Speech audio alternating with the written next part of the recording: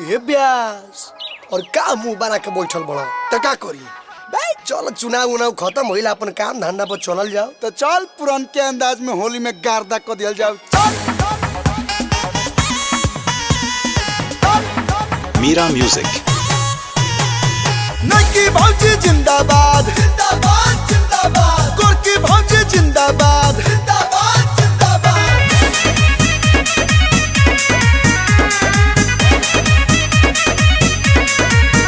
होली चढ़ल बा हमरो के फील करे दा, नए मोएला हंगवा के गिल करे दा।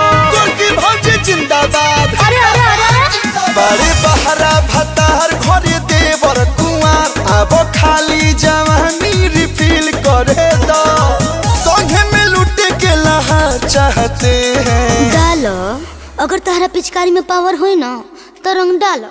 देवर दिलदार चाहते हैं, नया भतार चाहते हैं। औरी के तार चाहते हैं, नया भतार चाहते हैं। आपका कॉलर कहाँ लगेगा? लहंगा जहाँ दिखेगा। जय भौजाई जय भौजाई।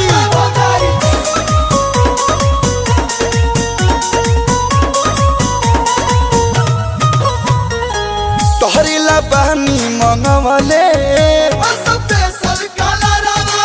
नाही रोकाई भौजाई।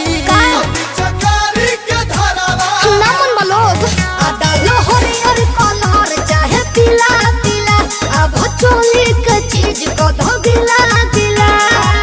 ऑर्डर तोहार एक बार चाहते हैं। इजाजत है। देवर दिलदार चाहते हैं, नया भतार चाहते हैं।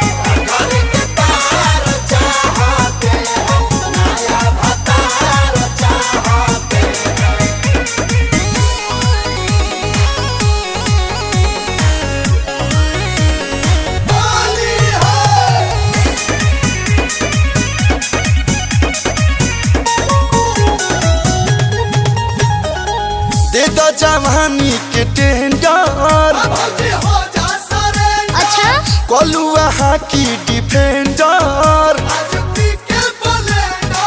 मार के गर्दा कर गई। वही काचा सुपारी के जरदा को दो, इसे मरदा डाले लव से गर्दा को दो।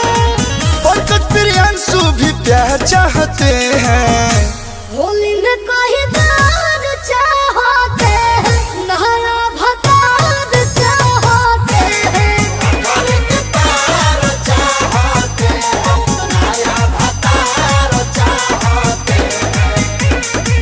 अगर कोई दिलदार देवर है तो मुझे फॉलो करे।